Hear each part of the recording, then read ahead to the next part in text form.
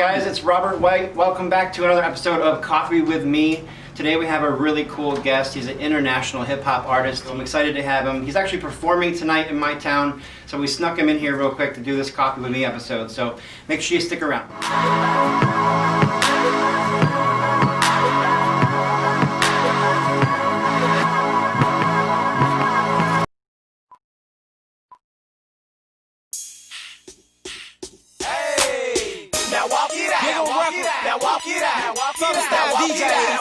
DJ Unk on the track. DJ Unk. We at it again, baby. Man, here we go. Now walk it out. Now walk it out. Now walk it out. Now walk it out. Now walk it out. Now walk it out. Now walk it out. Now walk it out. Now west side walk it out. South side walk it out. East side walk it out. North side walk it out. Now hit the dance floor. Hey, bend your back low. She do it with no hands. Now stop, pop and roll. I'm smoking bubble. Yeah, they in trouble. I like the way she move, undercover. Now everybody leaning, I make the crowd rock. Now go and walk it out. I see they on my job. She want that bubble gum. Is they the double mint? Two shooting me, so I know that I'ma win. It's on once again, Patron once again. I threw my head back, then I froze like the wind. West side walk it out, south side walk it out, east side walk it out, north side walk it out. Now walk it out, now walk it out, now walk it out. Hey guys, it's Robert White. This is another Coffee with Me episode, and I got a really cool guest today. We're going to chill and talk a little bit about music and the hip-hop scene and the rap scene with DJ Unk. Awesome to have you, bro. Cheers. All day, same here too, bro. Good deal. It's an honor to be here. That's awesome. So we brought Unk in for a concert tonight. It happens to be the 5-year anniversary of Dolphin Entertainment Company, the 4-year anniversary of Splash Magazine, and it's my birthday too. I just turned 25 again. So I'm super excited. Thank you. So I just want to really kind of dig into a lot of information about the music industry from your perspective. You've been at the top. I know you've seen it all, traveled the world performing. So I just want to just chill and ask a lot of like little random questions, and we'll go from there. I'm with you. Cool. So we don't gotta be tense. We can just chill. Oh yeah. You know, enjoy your coffee. I made that one special just for you. I see. You got all the creams and shit. All that good stuff. All right, so tell me a little bit about pre-DJ Unk. Tell me about like when you started, what was your first love in music, like who was your idols when you were a kid, how did it all get started? Word. Well, my real name is Anthony Platt. I grew up in Atlanta, Georgia. All my life, I've been a huge music fan all the way back since Run DMC, Grandmaster Flash, James Brown, Michael Jackson, you name it. You know, it's all different genres and stuff that I love. And I mean, I just always wanted to do music ever since I was a G. Nice. Which means kids. Ever since I was a kid. But, you know, it just grew on me because every day that my mom, them, you know, they clean up, come home, hard work days, you know, they always put on music. Mm-hmm. And every time they leave, I used to change up the record because they'll leave the record on. Oh, nice. So I just decided to, you know, just do my own little thing, you know what I'm saying? So whenever I did anything as far as like clean up and I couldn't find the music that I wanted to listen to, I always knew what records to go to, thinking about what my mom or my dad or, you know, my grandma or whoever played on the jukebox.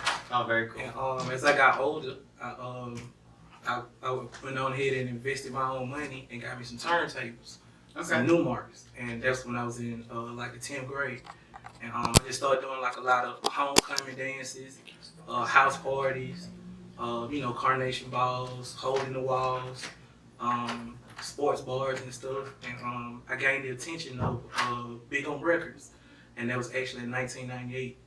And I got recruited with Southern Style DJs. Shout out to Southern Style DJs, DJ Jelly, DJ Monte, MC Assault. They took me under their wing and showed me the ropes on, you know, being the Atlanta Southern Style Red Clay DJ.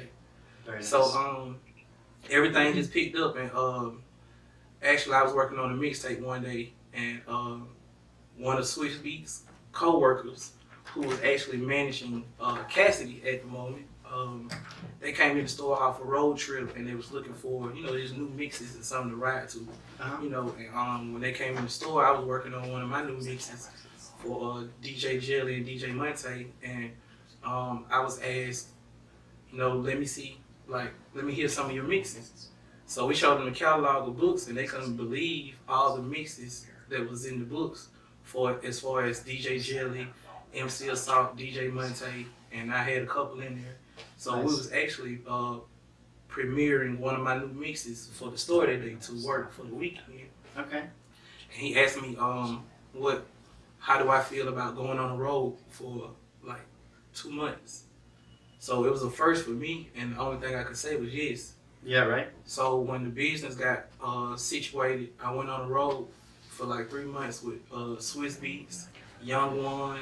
He had the song Tear It Up with Nick Cannon off the Drumline soundtrack, and Cassidy, which he was on I'm on my drink and my two-step at that time. Nice. At that time of point. And I seen a lot of things that happened on stage, and a lot of things that was happening off stage as far as a DJ and an artist. Mm-hmm. So I'm just trying to get around to that, and I just started seeing that DJs do a lot more for the game than artists, because without a DJ, it wouldn't be no artist. We got to play the music. Right, right. You get what I'm saying? Yeah. So when I started seeing artists throwing tantrums on stage and not being on time for interviews and, just being a slouch, I was like, that couldn't be me. Right. If I was in your shoes making that type of money and being blessed as that, I wouldn't do that like that. Yeah. So as the tour was coming to an end, some type of trouble happened to where they cut the tour off. I don't want to say what happened, but they cut the tour off. So as me going back home, I was thinking to myself, like, man, I want to hit the stage. Yeah, Like, yeah. I want to hit the stage. Like, You get a little taste of it, now you just want a whole lot more. Yeah, like, Yeah, I that's love the cool. booth. That's my bread and butter. And I salute all my DJs out there. If you ever picked up a record for anybody, or if you ever picked up a record and supported Walk It Out, Two-Step DJ, I double salute you and I thank you. Very And, nice. I just wanted to bring some extra to the table as far as, funness, joy, laughter, to where at the end of the night you can still have fun. Mm-hmm. You ain't got to be mad or, talking about, I'm going to get that, all that extra stuff. Right, so, right. I just wanted a whole different feel, and I just felt like if I do something that you can exercise to or train in your mind to, like, brush stuff off, because you could say, man, I ain't worried about that, man, walk it out. You know what I'm saying? Type stuff. Is that where kind of Walk It Out came from? It was kind of a slogan? And also, it was huge shout out to BHI too, because it was also a group on Bankhead. They had a song called Pool Palace. Bend Your Knees, Rock Your Hips, Do the Pool Palace. Okay. But they was doing it in one spot. So I decided to add extra to it and make them do it everywhere. It's kind of like if you had what they call the little spinners. Oh, yeah, top. Yeah, little tops, and you just go crazy instead of, it started off in one spot though. Mm-hmm. But then as it go crazy, just go crazy. That's what I wanted them to do. Okay. So I was kind of scared of putting that record out because my previous record was called Suckers Come and Try Me, and that was alongside with So Def and the Franchise Boys.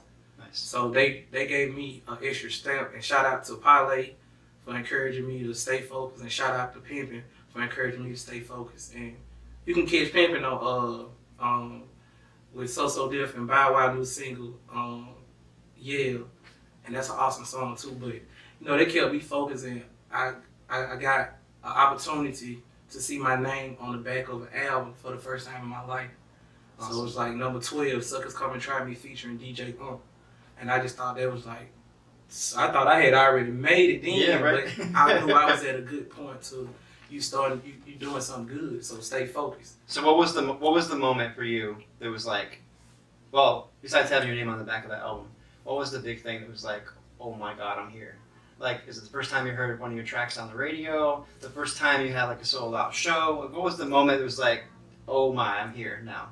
I made it. The moment I was like, oh my, was when I won Battleground in 2004. And it was I won right after Young Dro with Grand Hustle with T.I. Mm-hmm. And it was for 2 weeks in a row. If you win 2 weeks in a row, they retire your song. Okay. And it's supposed to gain you enough attention to, go to the next level. So it did. I actually got a deal with Koch Records. And when I first heard, the first night they did the challenge, they said, we got a new contender tonight. The person who won, he actually was winning like a week straight. So he was going into his second week. Okay. And to me as a DJ, and not being, I ain't trying to be cocky or anything, but that song should have won. Oh, okay. To me. Oh, good. You know what I'm saying? That's good props, and even if I'm up and I'm like, oh, I'm supposed to, you know, but that song, to me, should have won because it was, everything was there. And I knew everything I had on mine was there too. So I had my tools ready to go, but I wasn't prepared to be up to face what I thought that I was going to lose against. And we was changing the flat tire on the side of the road, and I was trying to still tune in at the same time, and they said, we got a new contender. We got DJ Unk out of Big On Camp. Y'all know Southern Style DJs. Not only he DJ, he rap. Y'all check him out. This is the brand new song, Walk It Out Challenge, and let me know what you think. Oh. So, played my record. Then they played. So you were changing a tire the first time you heard it on the radio? Yeah. That's wild. So the thing was, what I'm saying is, I won because when they came back, and they was like, Carla, who you got, number 1 and number 2? I think I was number 1 because they played mine first. And then the champion who was winning for the week, he was going into his second week, he was number 2. So the first person called in, Carla, who you got, number 1, number 2? They was like, number 2. I was like, dang. Oh. I said, here we go. Then next person, Carla, you got number 1, number 2? They were like, number 2. I was like, oh, I'm finna be lame in the season. Like, I was just doomed. And he got like 2 or 3 more number 2s. And then I think like the 5th call, it was like number 1, played it number 1 back. I don't think y'all hearing it right. And the next person, number 1.